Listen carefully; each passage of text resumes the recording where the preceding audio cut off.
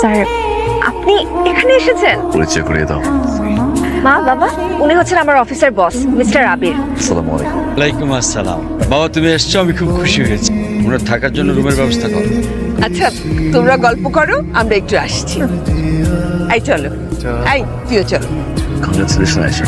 Thanks, but I can't believe যে তুমি চলে এসেছো তাও ঢাকার থেকে এখানে। চলে যাই। না না না, খালি ফাইজলামি।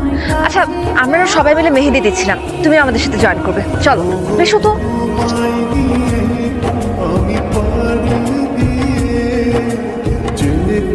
এখনো বলবে না?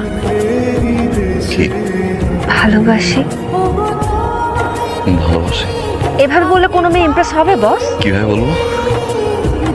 তাকে কোনো একটা সুন্দর জায়গাতে নিয়ে যান, তারপর তার কাছাকাছি যেয়ে তার চোখে চোখ রেখে জমানোর সমস্ত কথা তাকে বলে দিন। আর তাতে যদি কাজ না হয়, তার সামনে হাঁটু গেড়ে বসে চিৎকার করে